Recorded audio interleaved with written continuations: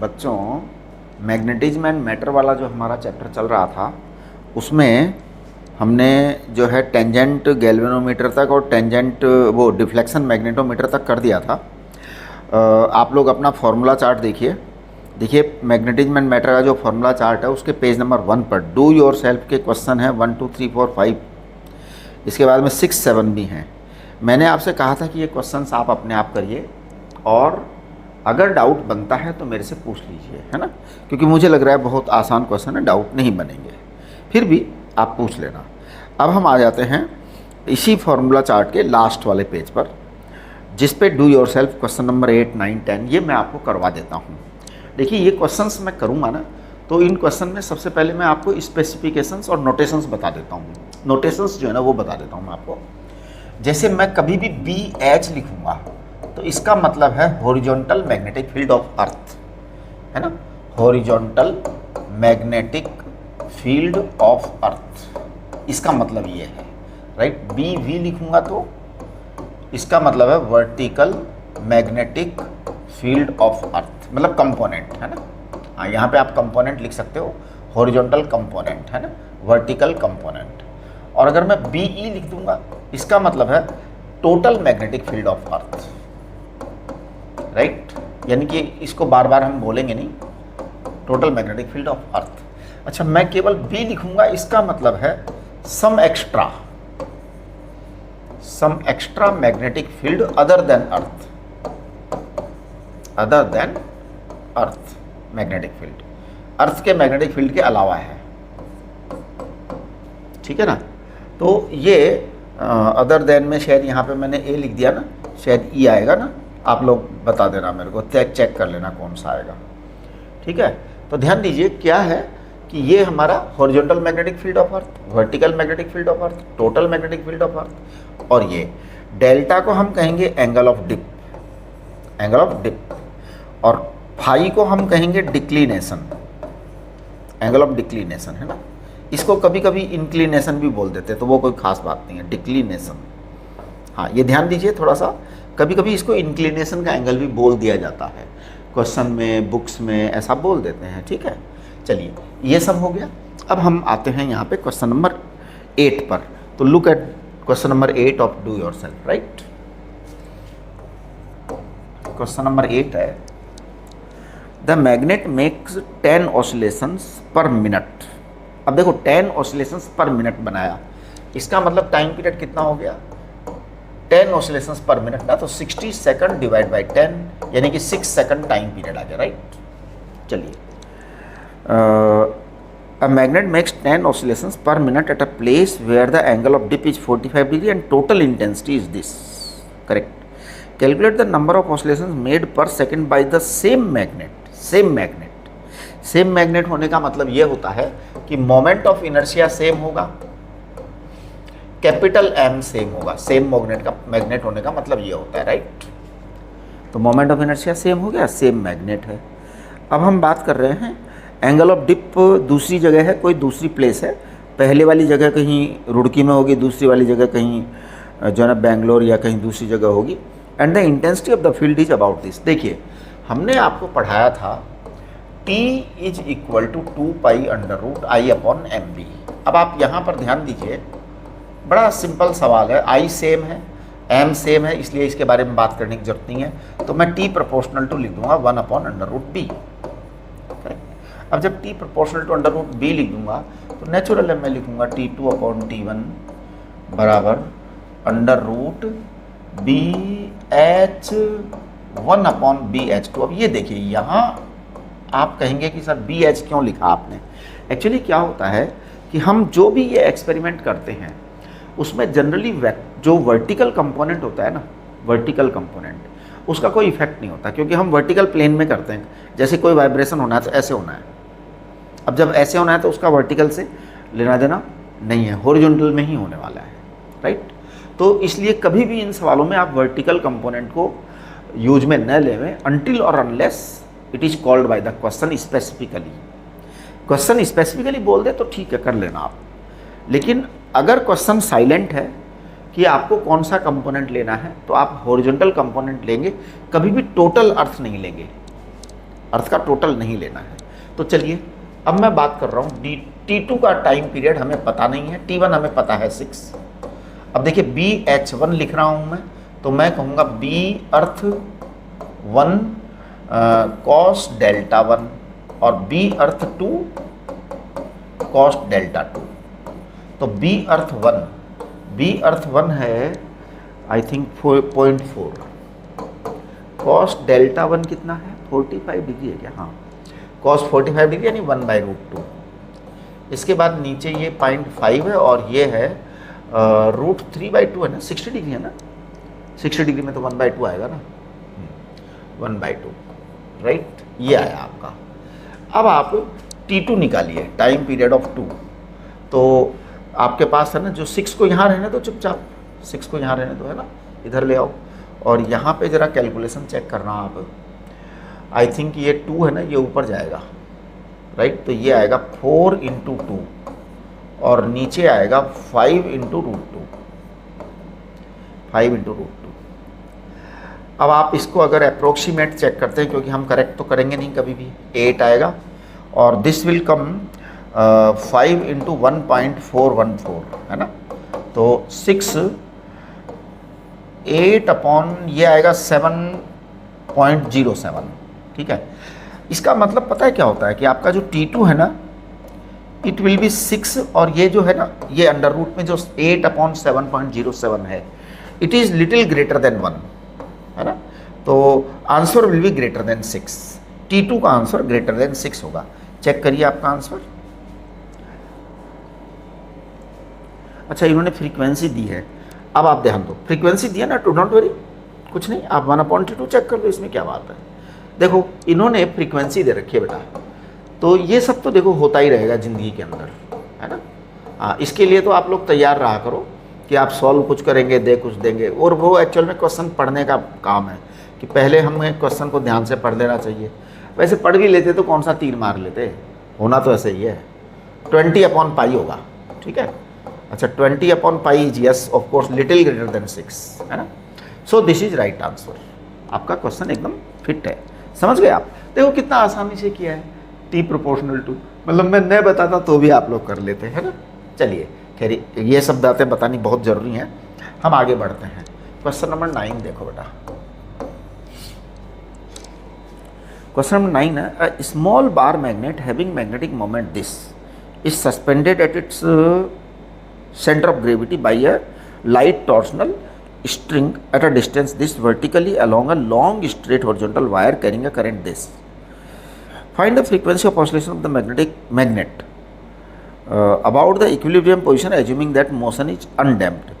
Moment of inertia, अरे ये तो देखो यही टाइम पीरियड है ना, फ्रीक्वेंसी चाहिए टाइम पीरियड चाहिए, अपन तो टाइम पीरियड ही निकालते हैं जी पहले, फ्रीक्वेंसी अपन उल्टा कर लेंगे बाद में, ठीक है। ये मोमेंट ऑफ इनर्शिया है और ये mb है। चलिए अब इन्होंने देखो कोई डिफरेंट मैग्नेटिक फील्ड लिया है, अर्थ वगैरह की बातें नहीं की है, तो आप आई की बात कर लो पहले। तो मोमेंट ऑफ इनर्शिया कितना दे रखा है इन्होंने, मोमेंट ऑफ इनर्शिया इन्होंने दे रखा है 6 × 10⁻⁹। बेटा m कितना दे रखा है, जरा चेक करना है। m दे रखा है 9 × 10⁻⁹, 10⁻⁹। b कितना दे रखा है, बी दे रखा है इन्होंने, कहाँ है बी, अच्छा बी इन्होंने दिया नहीं है, बी कैलकुलेट कर रहा है, ये लो μ0। आई दे रखा है 1 एम्पियर है ना, अपॉन 2π डी, डिस्टेंस दे रखी है इन्होंने 10⁻⁷ ना, एक मिनट, हाँ आई दे रखा है 1, डिस्टेंस दे रखी है 10⁻⁷, ये लीजिए जी। तो इसका मतलब ये हो गया 4π × 10⁻⁷ अपॉन 2π, ऐसा ही ना, 2π × 10⁻⁷। भाई μ0 की वैल्यू 4π × 10⁻⁷ होती है, तो ये तो खत्म, इसका मतलब ये 2 आ गया जी कुल मिलाकर के, b बराबर 2 आ गया। ये लो हटाइए, ये 10⁻⁹ से देखो ये तो बड़ा मस्त हो गया हमें कुछ करना ही नहीं पड़ा, 2π और ये मेरे को लग रहा है 1/√3 आ जाएगा ना, 6 3 जाए 18, हाँ 1/√3 आएगा। अब आपका जो फ्रीक्वेंसी आएगा ना, ये क्या बात है, कुछ तो गड़बड़ हुआ है भाई, हमने कुछ गड़बड़ कर दी। 1 मिनट दे रहा, अच्छा 10⁻⁻² मीटर है। ओके ओके ओके, ये बेटा ये मैंने गलत लिख दिया, ये 10⁻² है ना, तो यहाँ पे 10⁻5 होगा, ठीक है, तो ये 2 × 10⁻5 होगा, ठीक है ना।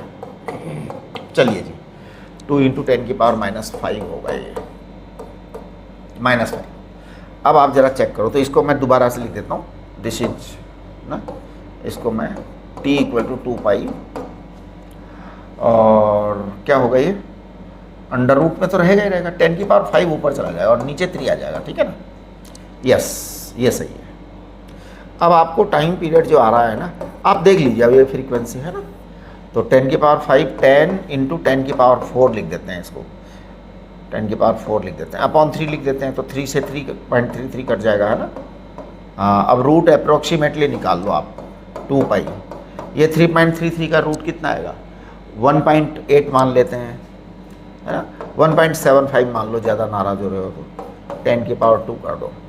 अब आपको फ्रीक्वेंसी चाहिए, तो 1/t देखो आप, 10⁻2 तो ऊपर चला जाएगा और नीचे ये बकवास आ जाएगी जितनी भी है, ये 3.5 तो ये आएगा, देखो 3.5 ये आएगा, पाई ये आएगा, यानी 10 से थोड़ा सा ज़्यादा आएगा, तो इसको अपन 10 या 11 लिख देते हैं, 11.5 लिख देते हैं, ऐसे ही ऐसे ही ऐसे ही, है ना, उल्टा किया ना, 1/t फ्रीक्वेंसी चाहिए आपको। तो ये आपके पास में मेरे को लग रहा है आंसर देख लो, अब तो 0.87 है, हाँ ठीक है, एकदम सही है, 0.87 × 10⁻³ ये लास्ट में आकर के तो आप आंसर देख लिया करो, कैलकुलेशन मत करा करो, उसमें टाइम मत खराब करा करो कि ज़बरदस्ती ये करने के लिए, है ना, लास्ट में हमेशा आंसर देख लिया करो।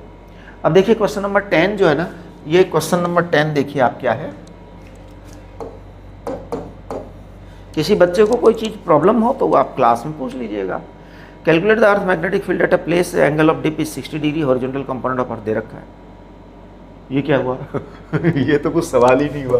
देखो BH बराबर हमने आपको पढ़ा रखा है BE cos डेल्टा, ऐसा पढ़ाया हुआ है ना, तो BH आपको गिवन है, BH आपको गिवन है 0.3 गाउस, है ना, और BE आपको गिवन है पता ही नहीं BE का, तो वो अब मेरे को लग रहा, वो डेल्टा 60 डिग्री दे दिया, तो मेरे को डायरेक्ट लिखने की इच्छा हो रही है देखो ये बी दे नहीं रखा, लेकिन वो डेल्टा = 60 डिग्री दे दिया, तो 1/2 लिखने की, अब अपने आप ही BE = 0.6 आ जाएगा। ये ऐसे ही सवाल है एक्चुअली, इस चैप्टर के जो सवाल है ना, वो बहुत मतलब कूल और एकदम सिंपल सवाल होते हैं ना। चलिए क्वेश्चन नंबर 11 देखिए आप, क्वेश्चन नंबर 11, ठीक है। Magnetic needle points 3.5 west of geographic north, magnetic needle points 3.5 west of geographic north, अच्छा जी ठीक है। Another needle free to rotate in vertical plane parallel to magnetic meridian has its north tip pointing down at 18, okay. इसका मतलब देखिए, इन्होंने जो बातें कही है ना, उसको हम देखते हैं। इन्होंने सबसे पहले तो कहा डिक्लिनेशन, डिक्लिनेशन है 3.5 डिग्री, दूसरा इन्होंने कहा डेल्टा, डेल्टा इन्होंने दे रखा है 18 डिग्री, राइट, ये दो चीज़ें इन्होंने दे दी। अब ये कह रहे हैं the magnitude of horizontal component of earth magnetic field is this, what is the magnitude of earth magnetic field at that place. ये तो यही सवाल वापस से है, यही सवाल, इसका देखो डिक्लिनेशन का उससे कोई लेना देना नहीं होता, हॉरिजॉन्टल कंपोनेंट वर्टिकल कंपोनेंट, इसका डिक्लिनेशन से कोई कनेक्शन नहीं है, ठीक है। हाँ, तो आप सीधे लिख सकते हो BH = what, BE cos delta. अब cos डेल्टा में 18 डिग्री लिखेंगे आप, तो देखो BE कितना आएगा, BE आएगा, BH कितना है, BH है 0.4। अब आपका cos डेल्टा पता है कि cos 18 कितना होता है, cos 18 डिग्री, देखो cos 18 डिग्री का पता कैसे लगाएंगे, cos 30 डिग्री जो होता है ना आपका, cos 30 डिग्री ये होता है √3/2, √3/2 होता है 0.866, ऐसा होता है ना। अब ये 0.866 होता है, इसका मतलब ये 0.86 से बहुत ज़्यादा आएगा, बहुत ज़्यादा क्या, ये मतलब बहुत ही ज़्यादा आएगा, है ना। अब देखो cos 15 डिग्री आपको पढ़ाया था √3 + 1/2 √2, ऐसा पढ़ाया था, है ना, और ये वैल्यू बहुत ज़्यादा आ रही थी आपकी, ठीक है, कैलकुलेट करने की ज़्यादा जरूरत नहीं है, आप आंसर देख लो बस सीधा, क्योंकि ये 0.4 से लिटिल ग्रेटर आएगा, so this will be little greater then 0.4, है ना, हाँ ठीक है, लिटिल ग्रेटर देन है। अच्छा, इन्होंने cos 18 डिग्री की वैल्यू भी दे रखी है वहाँ पे, वो मैंने देखा नहीं था, दे रखा है क्वेश्चन में, ठीक है। चलिए, अगर ये देखो, ये तो अच्छा क्वेश्चन बनाने वाला अच्छा आदमी था, उसने है ना क्वेश्चन 18 की, कई बार नहीं भी देते, तो आप तो ये मान के चलो कि नहीं देंगे। चलिए क्वेश्चन नंबर 12 देखो, ऐसे देखो कितने इजी सवाल है ना, हाँ आप लोग कर डालना सारे, जरूरत ही नहीं होनी चाहिए। The vertical component of earth magnetic field at a place is √3 times, देखिए vertical component of the earth magnetic field at a place is √3 times the magnitude of the horizontal. अच्छा, ये लो, इन्होंने कहा है B vertical is √3 times of B horizontal. ये लो जी, B vertical होता है बीई साइन डेल्टा, और ये होता है √3, और बी एच होता है बीई कॉस डेल्टा, तो tan डेल्टा बराबर √3, तो डेल्टा बराबर 60 डिग्री आ जाएगा। देखना आंसर, मतलब ये इसी टाइप के बड़े छोटे छोटे सवाल हैं। क्वेश्चन नंबर 13 देखिए आप, है ना, look at question number 13। Question number 13 देखो बेटा, a ship is to reach a place 20 degree south of west. देखो 20 डिग्री साउथ ऑफ वेस्ट पे शिप को जाने की इच्छा है, मतलब प्लान ऐसा है, या ये डेस्टिनेशन इस तरह की है, ये आपका ईस्ट होता है, वेस्ट होता है, नॉर्थ होता है, साउथ होता है। अब ये कह रहे हैं a ship is to reach a place 20 degree south of west, इसका मतलब साउथ ऑफ वेस्ट से 20 डिग्री इधर जाना है, यानी कि शिप को जाना इस डायरेक्शन में है, right. So this is the destination 20 degree, ये डेस्टिनेशन लाइन है कि शिप को अल्टीमेट इस लाइन पर जाना है, राइट। आगे की बात करते हैं, in what direction should it be steered if the angle of declination at that place is 16 degree west. Angle of declination at that place is 16 degree west, इसका मतलब पता है क्या होता है कि ये जो नॉर्थ साउथ डायरेक्शन है, जो कंपास है उसका, शिप का जो कमांडर है उसका कंपास जो शो करेगा नॉर्थ साउथ, वो करेक्ट नॉर्थ साउथ शो नहीं करेगा, यानी कि ये नॉर्थ साउथ है, तो उस शिप का कमांडर जो है उसके पास जो इंस्ट्रूमेंट है कंपास, वो तो मैग्नेटिक करेगा ना, मैग्नेट को डिटेक्ट करता है इंस्ट्रूमेंट, तो इंस्ट्रूमेंट जियोग्राफी को डिटेक्ट ही नहीं करता, तो इंस्ट्रूमेंट की जो रीडिंग है that is not geographic, that is magnetic, तो वो मैग्नेटिक 16 डिग्री इधर से रीड करेगा, इधर से रीड करेगा, यानी सीन ऐसा होगा उसका, एक्चुअल नॉर्थ है ये ऐसे होगा, यानी यहाँ से 16 डिग्री बताएगी उसकी नीडल, ये साउथ कहेगी, उसकी नीडल कहेगी साउथ इधर है, मतलब उसका कंपास बोलेगा, जबकि सच में जो है ना मतलब कि उसको वहाँ जाना है। अब वो कहेगा, अब अगर वो नीडल के हिसाब से चले, अगर वो नीडल के हिसाब से चले तो नीडल तो कह रही है यहाँ नॉर्थ है और यहाँ साउथ है ना, तो फिर तो उसको वहाँ चला जाना चाहिए 20 डिग्री, लेकिन नहीं, उसको इतना कह रहा है तो इधर से 4 डिग्री आप चलाइए, 4 डिग्री चलाएंगे तो वो अपने डेस्टिनेशन पे पहुँच जाएगा। देखना क्या सवाल है ना। चलिए आगे देखिए, हाँ ये जो सवाल है ना 14th वाला, ट्रू डिप वगैरह, ये समझ लीजिए आप, ये ट्रू और अनट्रू क्या होता है। देखिए ये इसको नोट करिए आप, true dip and wrong dip, और जिसको कहते हैं ना ट्रू डिप और एपरेंट डिप बोलो, रॉन्ग मत बोलो, रॉन्ग थोड़ा अच्छा शब्द नहीं है ना, it is not apparent dip. Apparent dip वो होता है जो आपको दिखता है, और सच वो होता है जो होता है एपरेंट डिप। एक्चुअली पता है क्या होता है, जैसे मैंने आपको जब चैप्टर पढ़ाया था तो मैंने रूम में एक धागा लटकाया था, ठीक है, रूम में धागा लटका दिया, धागा लटका के मैंने एक मैग्नेट लटकाया था, फिर कहा था उसको आप हिलाते रहो, मस्ती मारते रहो, तो वो बार बार एक फिक्स डायरेक्शन में आके, that is the angle of dip. हमेशा आपके कमरे में लटकाया हुआ जो मैग्नेट होता है फ्री, जिसको धागे से लटकाया हुआ है, वो ट्रू डिप होता है, वो एकदम करेक्ट होता है। अच्छा, लेकिन लेबोरेटरी में हम लोग कभी कभी डिप नापने के लिए जो है ना एक वर्टिकल कंपास का यूज करते हैं, वर्टिकल कंपास, हॉरिजॉन्टल नहीं। यानी एक तो कंपास देखिए, ये कंपास की डिबिया है, डिबिया एक तो आपने हॉरिजॉन्टल रख दी कंपास की डिबिया, है ना, तो भाई ये तो फिर कभी डिप नापेगी नहीं, कभी, वो तो हॉरिजॉन्टल रख दिया ना। अब आपकी नीडल भी हॉरिजॉन्टल है, कंपास भी हॉरिजॉन्टल है, तो डिप कैसे नाप लेगी? डिप नापने का सवाल नहीं, वो तो हॉरिजॉन्टल मैग्नेटिक फील्ड को नाप लेगी ज़्यादा से ज़्यादा, हॉरिजॉन्टल मैग्नेटिक फील्ड की डायरेक्शन दिखा देगी। आपको डिप नापना है, तो अब आप क्या करें कि जो कंपास की डिबिया है ना उसको हॉरिजॉन्टल ना रखें, उसको आप वर्टिकल रखें। तो कंपास की डिबिया को हम कभी कभी वर्टिकल रख देते हैं, वर्टिकल ही रखते हैं, मतलब डिप नापना है तो आपकी कंपास की डिबिया ऐसे हो गई, राइट। अब होता क्या है कि अगर आपको करेक्ट नापना है, करेक्ट नापना है, तो उस वो जो है ना कंपास की जो डिबिया है उसको आपको मैग्नेटिक मेरिडियन में रखना पड़ेगा, यानी धरती माता का जो नॉर्थ साउथ है उसके अलोंग रखना चाहिए। अब आपने धरती माता के नॉर्थ साउथ के अलोंग अगर रख दिया ना, ये साउथ था धरती माता का, ये साउथ था धरती माता का, वो नॉर्थ था, तो आपका एकदम एक्यूरेट आ जाएगा। लेकिन कभी कभी हमसे कुछ गलती हो जाती है, चूक हो जाती है, कुछ गड़बड़ हो जाती है, तो हम उसको थोड़ा सा टेढ़ा मेढ़ा रख देते हैं। अगर आपने एकदम एक्यूरेट रखा, देखिए ये आपकी हॉरिजॉन्टल रखी है कंपास की नीडल, तो भैया इससे तो कुछ होना जाना है नहीं, इससे होना जाना है आप अगर वर्टिकल रख देते। अगर मैंने एकदम जो है ना ये कंपास की जो नीडल रखी है एकदम करेक्ट रखा है north south, magnetic north south, ध्यान रखना, जियोग्राफिक नहीं, जियोग्राफी की तो बात ही मत करो जी, है ना, मैग्नेटिक नॉर्थ साउथ की बात करो, मैग्नेटिक मेरिडियन की बात करो। तो मैग्नेटिक मेरिडियन में एग्जैक्ट रखा है अगर, तो फिर तो करेक्ट वैल्यू आएगी डिप की, जो भी आएगी, है ना, वो नीडल ऐसे बताएगी या ऐसे बताएगी या ऐसे बताएगी, जिधर भी बता दे that will be correct value.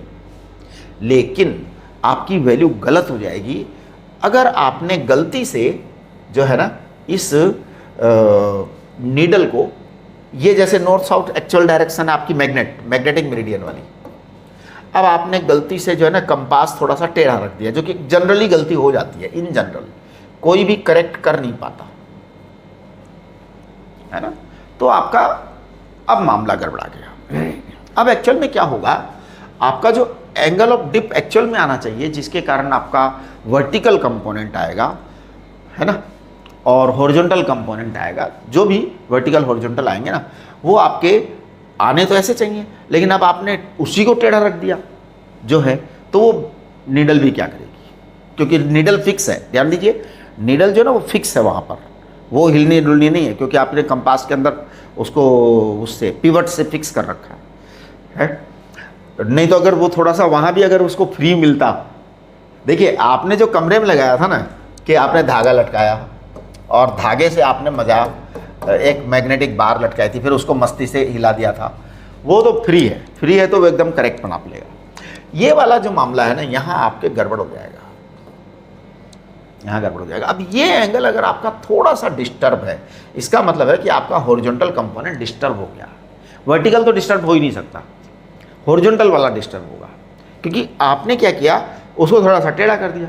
अब हॉरिजॉन्टल कंपोनेंट इसके अलोंग आएगा ना आपका, तो देखिए इस तरह की केस होगा कि आपका जो बी एच होता था, एक्चुअल बी एच करेक्ट, वो होता था बी ई क्या कॉस डेल्टा, ये होता था बी, है ना।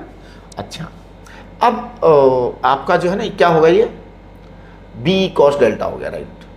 अब ये तो करेक्ट है, ये तो ट्रू वाला है। अब इनकरेक्ट वाला क्या होगा, इनकरेक्ट वाला होगा बी एच बराबर B E cos delta dash. अब ये डेल्टा डैश क्या है, वो इनकरेक्ट है, जो इसने गड़बड़ करी है ना उसके कारण आएगा,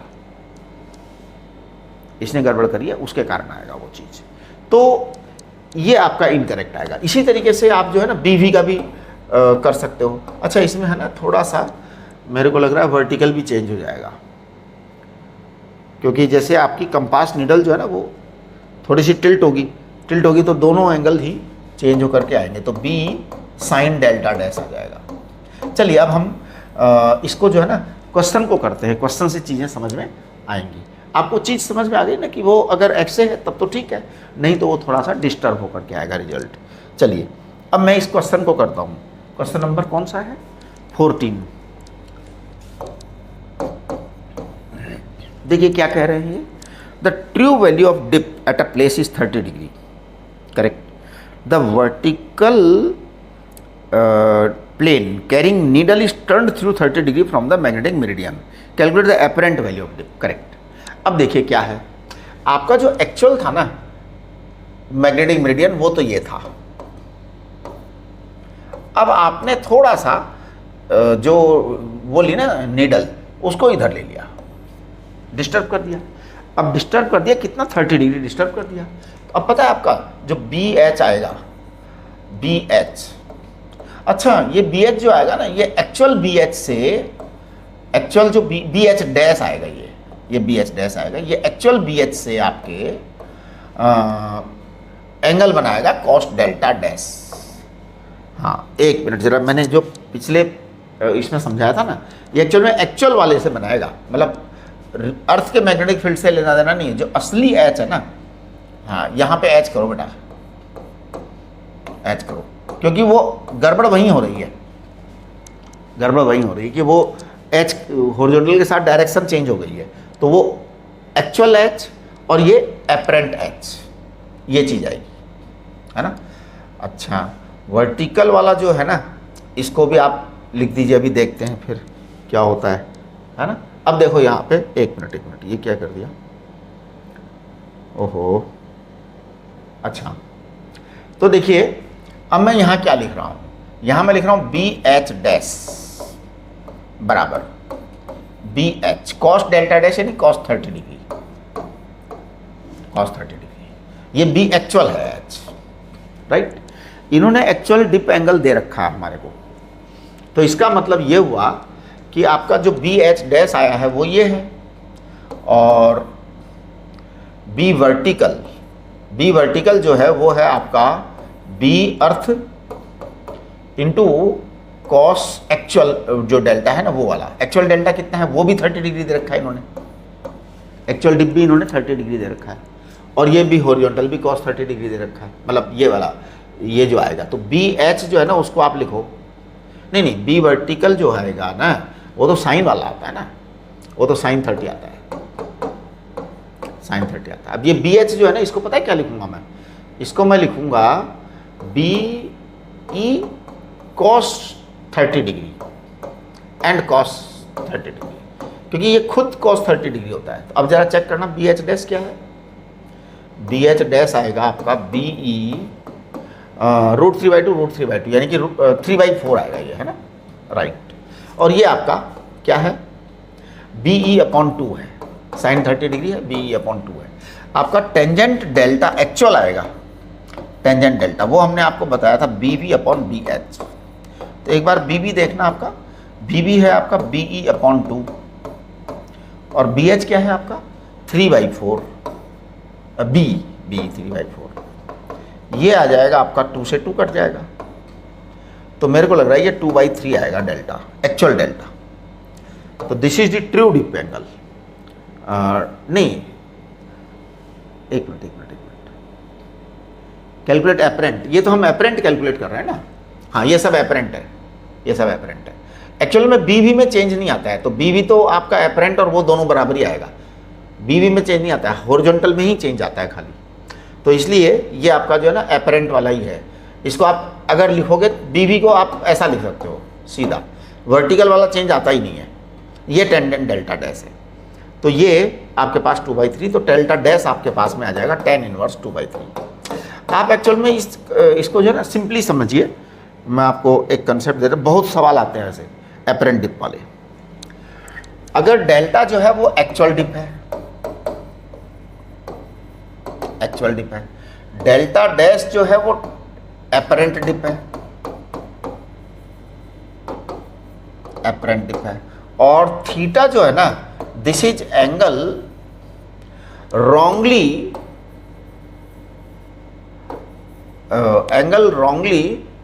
एंगल विथ, मतलब एक काम करो, थीटा को आप लिखिए एंगल विथ विच,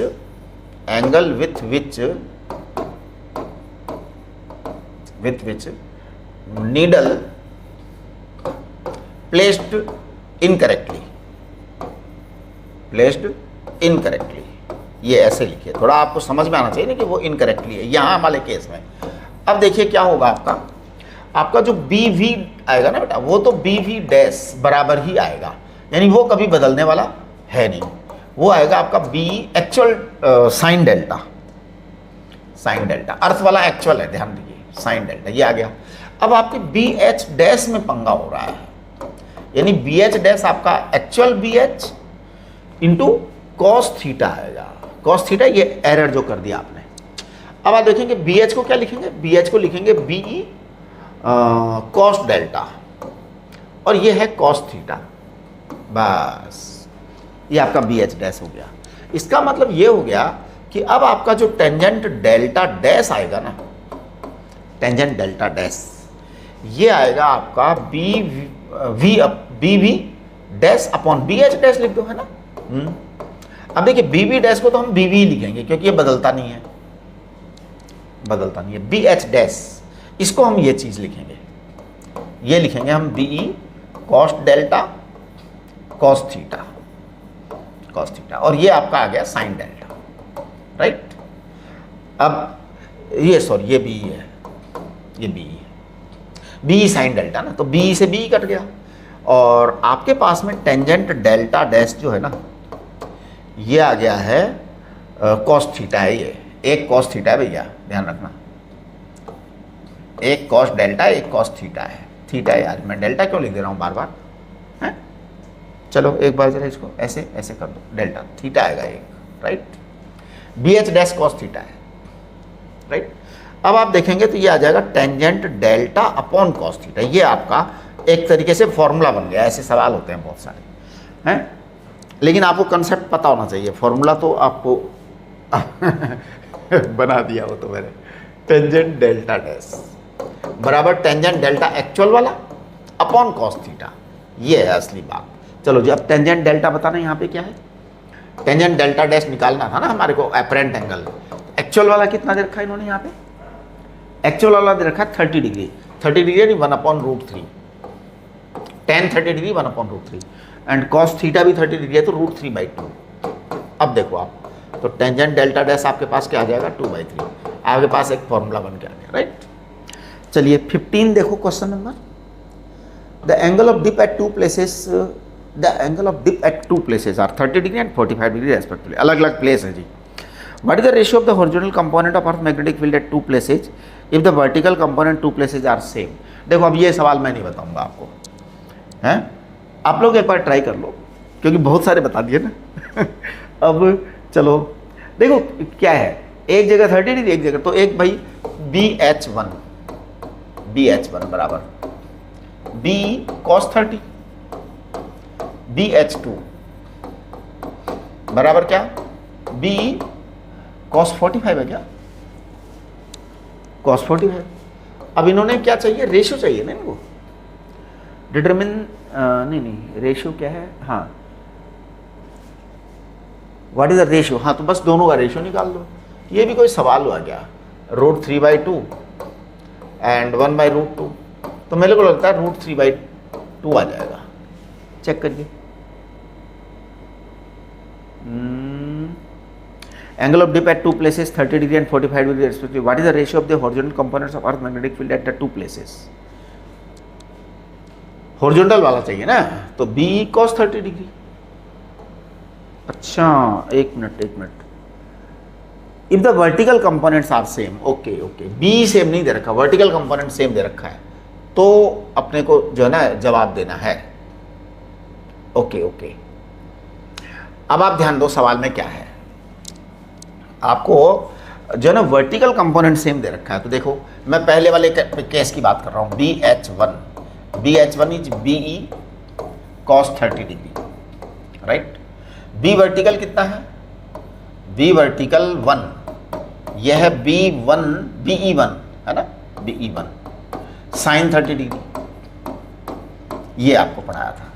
अच्छा जी, BH2 अलग दूसरी प्लेस पर, तो वो है BE2 cos 30 डिग्री, नहीं cos 45 डिग्री, cos 45 डिग्री, और ये है B वर्टिकल 2, ये है BE2 व्हाट साइन 45 डिग्री। अब इसका मतलब पता है क्या हुआ? इसका मतलब ये हुआ कि हमारे को BE1 और E2 के रेशियो दे रखे हैं इन्होंने, यहां से डायरेक्ट ये दोनों बराबर कह रखे हैं इन्होंने। इसका मतलब BE1 sine 30 it is equal to BE2 sine 45 degree, ये आपको गिवन है। तो BE1 से BE1 गया 1/2 एंड 1/√2, नहीं अरे ये क्या कर दिया, BE1 B2 जिंदा है ना। ओके, अब तो कोई बात नहीं, हटाओ जी। ये BE1 अपॉन BE2 कर दो डायरेक्ट, क्योंकि दोनों के रेशियो निकालने हैं ना। तो ये साइन 30 जो है उधर जाएगा और वहाँ साइन 45 डिग्री है, तो वो 1/√2 है, ये 1/2 है, तो ये आ जाएगा कुल मिलाकर के √2 आ जाएगा, है ना। ये आपका √2 आ गया, बस खत्म। अब देखो आपका BH1 अपॉन BH2 क्या आएगा, B1 अपॉन B2 आपका √2 है, करेक्ट। और ये है आपका cos 30 डिग्री √3/2, cos 30 डिग्री √3/2 और cos 45 डिग्री 1/√2 है। आप कैलकुलेट करिए, तो ये √3 आ जाएगा क्या, देखना उल्टा कर दिया।